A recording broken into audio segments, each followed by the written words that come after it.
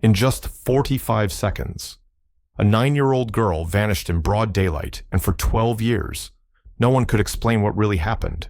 Kayla Taylor disappeared while fishing with her father and older brother in a swampy area near Montgomery.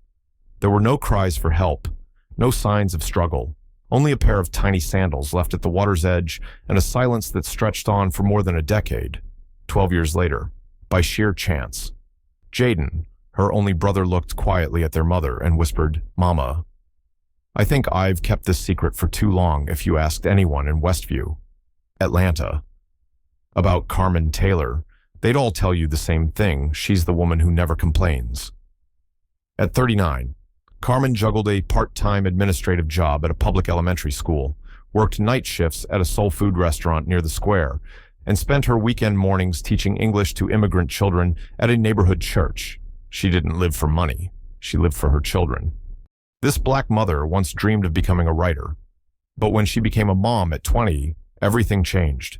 That dream was set aside to make room for cans of formula, inhalers for asthma, and the years spent raising kids alone. No one taught Carmen how to juggle 3 constant fears: rent, school fees, and the worry that her kids might become just another statistic on the morning news. But she survived.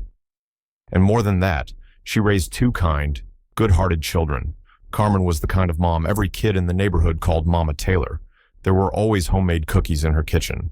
4 photo frames sat on her shelf, one of her mother, one of herself, and 2 others of Jaden and Kayla, the most important people in her life.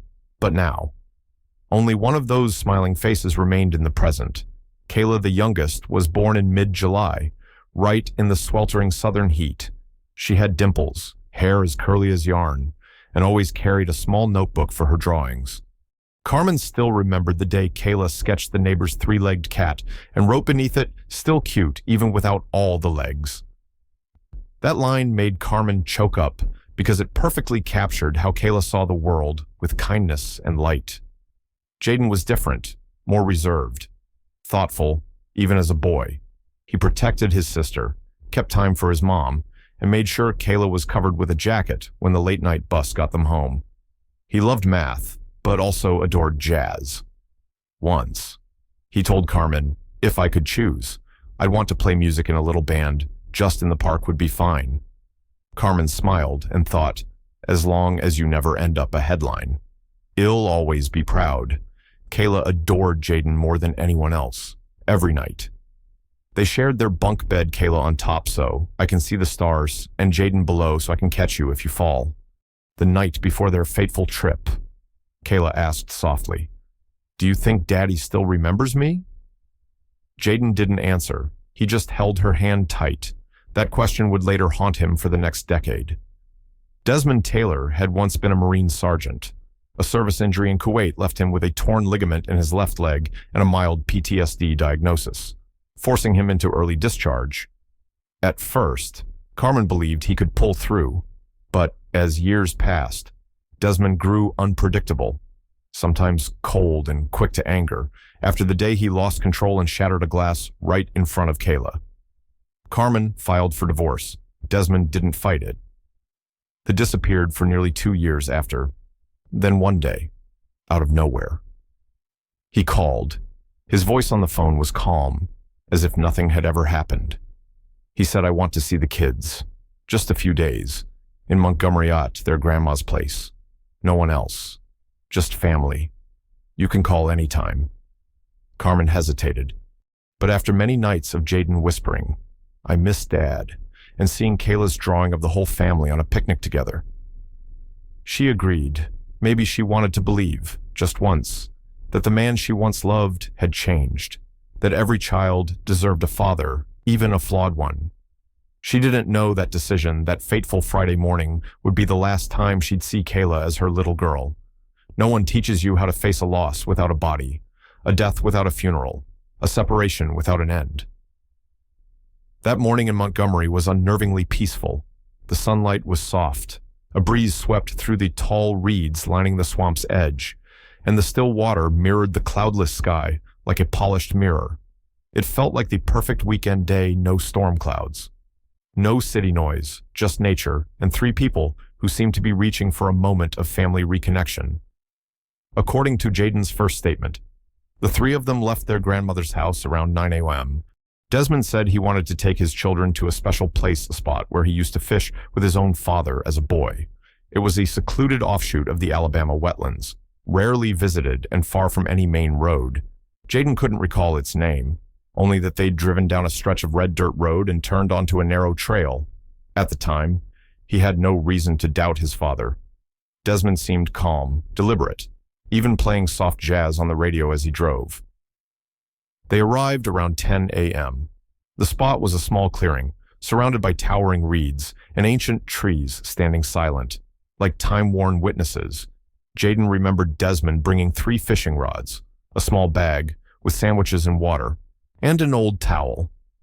He set up the rods, then told the kids to rest in the shade. Kayla was enchanted by the thick grass near the water, where frogs leapt and butterflies drifted low. She skipped around, trying to catch shafts of light filtering through the leaves, and scratched a crude drawing of a bird into the sandy bank with a stick. Jaden sat just a few feet away, feeling a rare sense of relief seeing his sister laugh a smile he hadn't seen often since their parents' divorce, about 10 minutes later. Jaden turned his back to untangle a snarled fishing line. He remembered frowning, frustrated by the knot near the hook, but when he looked up again, Kayla was no longer in sight. At first, he thought she was playing hide-and-seek. But when his first call went unanswered, panic set in. He shouted her name, no reply, only the rustle of leaves and the soft ripple of water. Jaden frantically ran up and down the water's edge, calling out, before glancing back at his father, who stood frozen, clutching his fishing rod so tightly his knuckles had gone white. Jaden recalled that Desmond seemed to unravel when he realized Kayla was gone. Desmond rushed to the water, clawing through the reeds, stepping a few feet into the shallows before stumbling back, breathing heavily. He spun around, scanning the clearing, as if trying to figure out if she had bolted into the woods or if someone had quietly crept in. Together.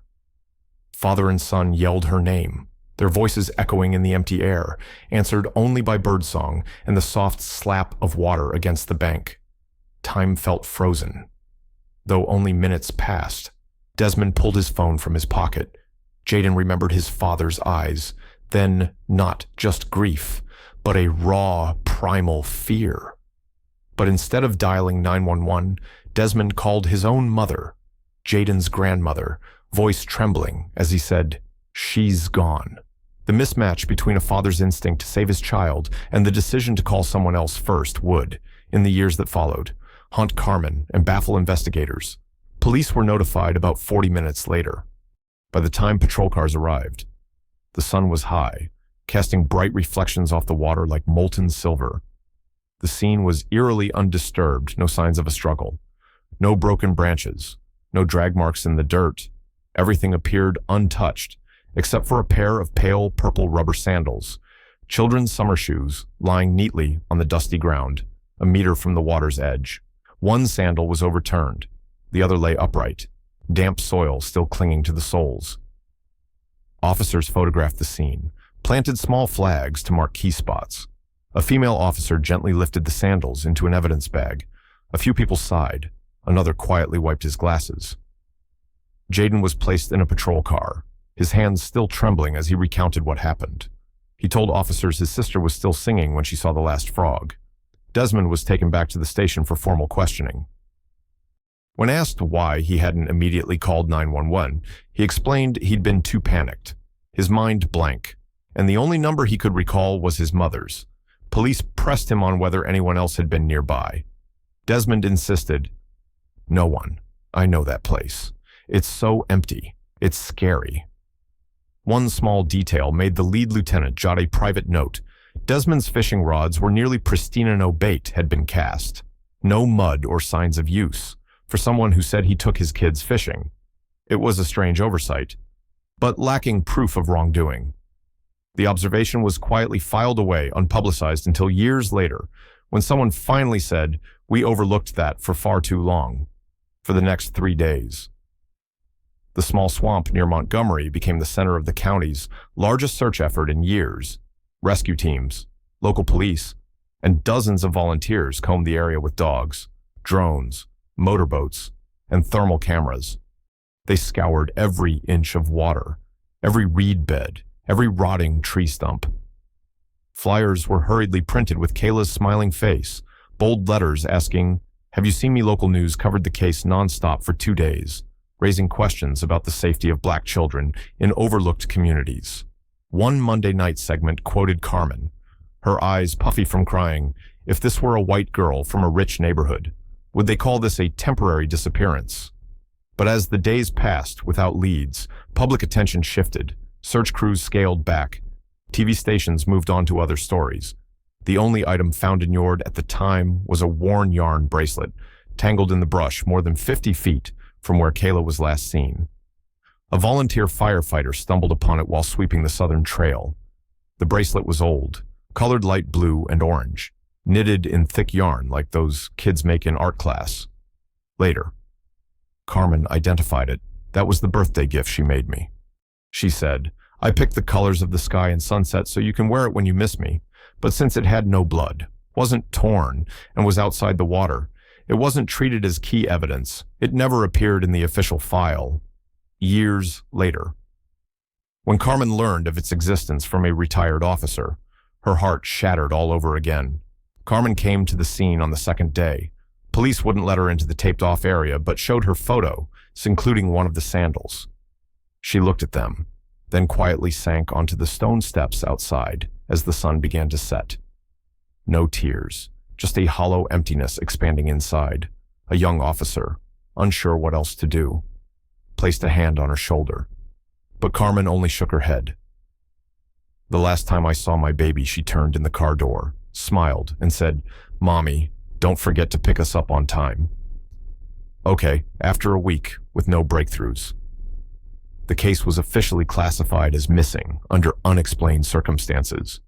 That meant no suspects, no charges, no crimes, just a grief without a name. Carmen fought fiercely, demanding the investigation continue, but received no response. Meanwhile, Desmond withdrew to live with his mother, avoided the press, skipped Kayla's memorial at her elementary school, and slowly faded from sight. Jaden returned to Atlanta in silence. The boy who once sang his sister to sleep now kept his headphones in, locking himself in his room each night. Carmen tried to keep life moving, but her hands would instinctively reach for Kayla's sketchbook, the colored pencils, or the soft cloth hat she'd left behind on the shelf. Everything was still there. Only the voice was missing Mommy. "Is my drawing pretty today?" And so the months turned into years. The absence did not age, it only deepened, until one day, more than a decade later. Jaden, now a grown man, paused, looked at his mother, and said quietly, "Mama, I think I've been keeping something for too long." Jaden was 23 by then, living in a small apartment in East Point, working part-time at a music store while studying social work in evening classes. One night, during the first rains of the season, he sat in his mother's kitchen, watching ice melt slowly in a glass, and suddenly said, "Mama, I think I've kept something for too long." Carmen froze at the sink, her heart seized with dread. For 12 years. Jaden had never once spoken about that morning, despite her gentle prodding, her quiet tears, or the nights she begged for answers. Jaden sat down, shoulders hunched, fingers knotted together. He said his memories hadn't been lost, they'd been crushed down, buried by fear, by a single sentence Desmond had uttered that day. "If you tell anyone about this, your mama will never forgive you." Jaden confessed that when Kayla disappeared. Desmond hadn't started searching immediately. He stood still for nearly half a minute, eyes cold. Then, he abruptly turned and ordered, "No crying. No screaming. No one can know this didn't happen the way I said. Jaden, just a scared child desperate not to destroy his family, believed that if he told the truth, he'd be the one to break everything apart." Carmen sat motionless, her heart pounding so hard it hurt. She didn't know how to respond to danger, agony, compassion, but the only words she could muster were, "So what really happened to Kayla?" "Jaden." He looked at her, tears welling in his eyes, and whispered, "I don't know, but I think Dad was lying from the very first second." Carmen began writing down every word, every pause, every tremor in his voice. She contacted Montgomery police immediately, but the case file had long been closed, and without new physical evidence. They refused to reopen it. Jayden offered to testify, even volunteered to meet the original investigators, but once again, Carmen was met with the same bitter refrain: "There's not enough to reopen the case." 3 weeks later, Carmen traveled to Montgomery to revisit the scene. She stopped at a small cafe near the hospital where Desmond once worked part-time. There, an elderly waitress named Loretta paused when Carmen mentioned Desmond and Kayla. She quietly sat down, pulled a crumpled slip of paper from her wallet, and said, "I saw him once, about 10 years ago. He was with a little girl. She had curly hair and a bright-colored bracelet. I remember because she looked scared, clutching his shirt." The floor seemed to tilt beneath Carmen's feet. She begged Loretta to recount everything. The woman said that around 2014, 2 years after Kayla disappeared, Desmond came into the cafe with a young girl. They stayed only a few minutes, ordered drinks to go. Loretta remembered because the girl looked exactly like the child from the missing posters she'd helped hang on the community board, but when she asked the girl's name, Desmond quickly replied, "This is Kayami, little girl." Loretta had found it odd, but hadn't wanted to interfere. She said she'd never forgotten the child's eyes, not simply sad, but conflicted, like she wanted to speak but couldn't, when Carmen showed her a photo of Kayla. Loretta glanced for only a moment before nodding firmly. "That's her. I believe it." This account couldn't become legal proof, but for Carmen, it was the first glimmer of hope in 12 years of darkness. She returned to Atlanta and began reaching out to community lawyers, missing child organizations, and independent journalists. One told her, "You don't have evidence, but you have the truth." And sometimes, it's the truth that terrifies people the most while retracing the case. Carmen managed to get an unofficial copy of the original file from a former rescue team member. When she opened it, she found details that had never been included in the public report: a photograph of the bracelet, a note on its unusual position relative to the water flow, and, most strikingly, a patrol report that had never been released. The writer was a young officer who had since left the force. His report described how, upon arrival at the scene, the father refused to let officers approach his vehicle, claiming the children need private space to calm down. The lead investigator at the time dismissed the note as irrelevant, but for Carmen, it was a crack in the story. Why wouldn't Desmond allow police near the car? What was inside that needed to be hidden? She tracked down the former officer, now working as a school security guard, and he confirmed, "I still remember because I felt something was off, but I was fresh out of the academy. No one listened to me." Carmen clutched the file, tears spilling onto the pages. She was no longer the woman who once held on to hope. She was now a mother, fighting to reclaim a piece of her soul, not to punish, but to uncover how the truth had been buried and why no one wanted to dig it up. For over a decade, Carmen's routine had been to keep every scrap of Kayla's life drawings, toys, old photos, school assignments. One sleepless night, as she sorted through an old drawer looking for a picture to share with a sympathetic blogger, she stumbled across a photo she'd never really examined. The image showed Kayla and Jayden sitting in their grandmother's backyard in Montgomery, but in the corner, partly obscured in shadow, was a Mana black man sitting, smoking, his face half hidden. Carmen enlarged the photo. A familiar chill crept through her, like hearing an old song you can't place. She sent it to Jayden. He hesitated for a moment before typing, "Mama, that's Uncle Leon, Leon." A name never mentioned in any report, in any police file, or in Desmond's statements. Yet Jayden insisted Leon was a friend of his father's, someone who used to show up at family gatherings on his dad's side. He used to tease Kayla, give her treats. But one time, "She told me I don't like him." Jayden wrote, "I thought it was just kid stuff. Now I feel sick." Carmen immediately started digging. His full name was Leon Mathis. He had minor prior offenses for public disturbances and unlicensed driving, no recorded violent crimes. But one detail stood out during the month Kayla disappeared. Leon had been reported living temporarily at the grandmother's house at the exact time Desmond brought the kids to Montgomery. She canvassed Desmond's old neighborhood. An elderly neighbor, Mr. Gerald, recalled seeing Leon loitering in the backyard several times that summer. He was odd. Gerald remembered, would just stare at people without saying a word, but Desmond always said they were army buddies. Another neighbor, Mrs. Ruby, shared a chilling memory on the morning of Kayla's disappearance.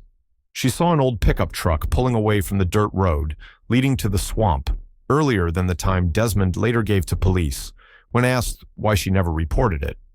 She sighed. "I didn't want to get mixed up in other folks' business." Who could have guessed the girl would go missing? Carmen tried to track Leon down, but failed. He'd moved several times and had no stable address. The last known record placed him in the suburbs of Mobile, about a 2-hour drive from Montgomery. A freelance journalist helping Carmen dug deeper. And then an unexpected image surfaced. Leon had been photographed at a public event in Mobile in 2016, and next to him was a girl around 11 years old, wearing a hat, head bowed, curly hair spilling out. Only part of her face was visible, but Carmen felt as if lightning had struck her chest when she saw those eyes, that look. It was Kayla. She showed the photo to Jaden. He looked just a moment before nodding, his voice trembling. That's her, but there was no legal proof. No name for the girl, no contact info, no way to turn a single photo into a case. Carmen returned to the police with everything she'd gathered, Loretta's account of seeing Kayla, Jaden's revived memory, the photo of Leon in the old family snapshot, and the event photo from Mobile. But once again, the response was the same. Well, review it. The case remained closed. Time kept slipping by. During an interview with a journalist, Carmen summed it up in one aching sentence. "I don't want to accuse anyone. I just want to know if my daughter was truly taken away by someone trying to help her or by someone trying to keep her." That question ignited fierce debate online. Some began questioning Leon's role. Others speculated whether Desmond had covered for his friend or if he had been manipulated by him instead. And then, another unsettling detail emerged. Desmond's initial police statement made no mention of anyone else being near the swamp. Despite evidence of an unknown vehicle leaving earlier, why hadn't he mentioned Leon? Was it an oversight or a deliberate omission? Nearly a year after Jaden's confession, just when it seemed the case had slipped back into darkness, Carmen received a handwritten letter. There was no sender name, no return address, just a plain envelope left in her mailbox, with shaky script reading "For her mother." Inside was a piece of old, folded paper bearing a single line: "I saw that little girl in 2015, near Evergreen, Alabama. She wore a yarn bracelet, and she had a small turtle tattoo behind her left ear." Carmen went numb. The turtle tattoo, Kayla had once sketched a turtle, telling her mother she'd get it tattooed someday to turn into a turtle so no one could ever catch me. No one outside the family knew that. There were no photos, no public notes about it. She called Jaden immediately. He fell silent for several seconds, then broke down. "It's real." "Mama? I remember now. She did draw that behind her ear, but I never told anyone because I thought it was just a game." Though the message's sender was untraceable, it cracked open a new door. Evergreen was a small town, roughly a 2.5-hour drive from Montgomery. Carmen began contacting churches, community centers, and any shelters that had operated there around 2015 during her search. She uncovered a record of an informal safe house for transients and undocumented children. A former staffer there vaguely recalled a middle-aged black man who sometimes came with a quiet, curly-haired girl wearing a chunky yarn bracelet, always sitting alone. Meanwhile, Jaden's nights became haunted with insomnia as buried memories of Kayla resurfaced. During a counseling session at his college's student center, he admitted a fragment he had crushed down since childhood, the sound of Kayla crying in the car. Desmond's voice saying, "You're not going to ruin my plan." And then the sharp slam of a car door. Jaden couldn't tell if it was a real memory or a nightmare born of guilt. The more he tried to remember, the more he doubted his own mind. He no longer knew if Kayla had truly vanished into the water or if she'd been taken while he dozed off in the back seat. He recalled falling asleep for a few minutes after they arrived at the swamp, only to wake up and find Kayla gone. It directly contradicted his earlier account of just turning his back for a moment. Carmen sat across from her son, silent, listening. She didn't accuse, didn't interrogate. She just held his hand tightly, as if anchoring them both in a reality that felt less and less solid. Because she, too, could no longer tell what was real, what was fabricated, and why the truth kept slipping just out of reach each time she thought she'd caught it. Then, one crisp autumn afternoon, Carmen got an unexpected call from Malik, an independent journalist who'd tracked Kayla's story for 6 years. He told her he had uncovered a record of a temporary admission under the name Kaya Jefferson at a boarding school for at-risk children in southern Mississippi. The file described a girl, about 10, curly hair, quiet, carrying a sketchbook of animal drawings, dropped off by a man who claimed to be her uncle. The man never returned. The girl disappeared 3 months later. The school hadn't notified police, assuming it was just another runaway. When Carmen received the scanned file, what broke her wasn't the fake name or missing paperwork. It was an attached drawing, a small turtle swimming beneath the water, with a childlike scrawl underneath reading, "Be slow, but never lost." From that moment on, every theory was shaken. Desmond, Leon, or some hidden network, or was Kayla alive, forced to change names and places so often that even her own memories might now be fractured? Carmen had no answers. But she knew one thing with absolute clarity: if her daughter was still out there, Kayla was trying to send signals. And this mother, no matter how faint the trail, no matter how many called her delusional, would follow every fragile clue. Because that's what love demands. In March of that year, Carmen made another trip to Evergreen. She walked the dirt road leading into the small town where the shelter Kayla was once believed to have stayed had stood. Everything had changed. The building was gone, its faded sign swallowed by vines and weeds. Yet Carmen stood there for nearly an hour, staring into the emptiness, as if searching for a silhouette in the wind and dust. She found a former shelter worker, now an elementary school teacher in the area. When Carmen showed her the turtle drawing, the woman paused for a heartbeat, then nodded. "I remember that picture. It was taped next to a bunk bed, under the name Kaya. There were no documents left, no photos. But that small, seemingly insignificant memory became the only fragment that aligned perfectly with what Carmen had never dared to admit to herself. Kayla had been there, and then she had vanished again. Carmen returned to Atlanta in a haze of emotions she couldn't name: exhaustion, hope, rage, guilt. She reopened the old keepsake box, Kayla's drawings, the yarn bracelet, the soft cloth hat, even the little purple sandals the police had returned years ago. She laid them all out on the table and lit a small candle, not as a prayer, but as a private ritual vow to herself that as long as she had no answers, her daughter's memory would stay alive. Jaden was now 25. He still lived modestly, still composed music late into the night.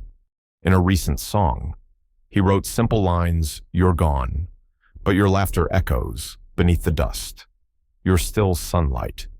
He told his mother that every time he closed his eyes, he still saw his sister in her floppy cloth hat, giggling at a frog leaping across her feet.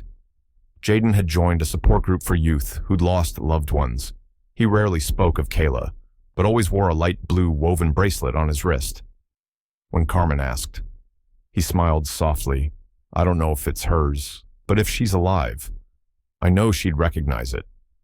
His words pierced Carmen with both sorrow and a fragile peace. One evening, Jaden shared a dream with his mother. In it, he stood in a schoolyard when, from afar, a little girl with curly hair came running, sketchbook in hand. She didn't call his name. She simply handed him a piece of paper. On it was a turtle turning its head. With the scribbled words, "I'm coming back," Carmen didn't question him further. Whether the dream was real didn't matter. What mattered was the sense that Kayla still existed somewhere, not as tragedy, but in the small signs: a bracelet, a drawing, an unbroken promise. That June, a journalist published a long investigative piece compiling all the evidence Carmen had gathered.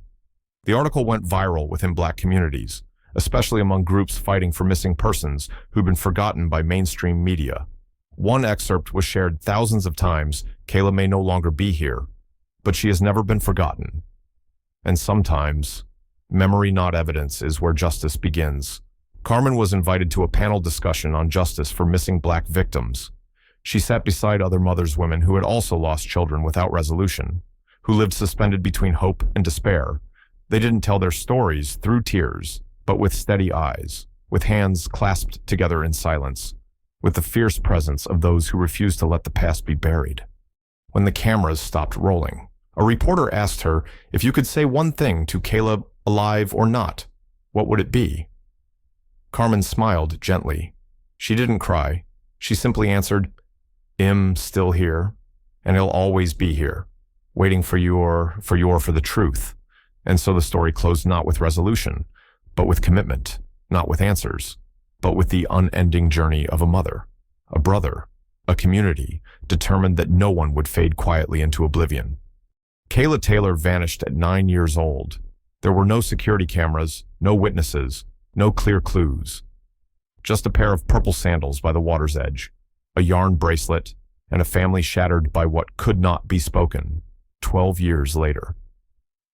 That mother still lived in her small Atlanta home, each morning. She went to work, each night. She lit a candle beside the keepsake box, not because she expected a miracle, but because she believed memory is a form of survival. As long as someone remembered Kayla, she was still out there. Jaden still wrote music. He no longer dreamed of his sister every night, but sometimes, walking home, when he saw a curly-haired girl on the sidewalk, he'd turn to look, not to confirm, but to make sure he didn't miss something just in case it was real. As for Desmond, the father who was there, no one knew where he went. He was never charged, never investigated further.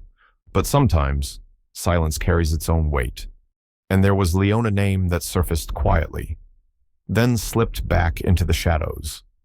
No one could say for sure what he did or didn't do, yet in this story, everyone left a trace. There is no clear ending, no final siren. But perhaps not every story needs a conclusion. Some wounds don't need explanation, only acknowledgement. Some people go missing not just from the world, but from society memory if we fail to tell their stories the right way. Kayla has no grave, but there is a place where a turtle sketch, a bracelet, and a mother's love are preserved like relics of a soul that refuses to be silenced. Kayla's story continues, not in police files, but in a mother's memory, in a brother's music. And every time someone speaks her name, whether in a question or a lingering, searching gaze,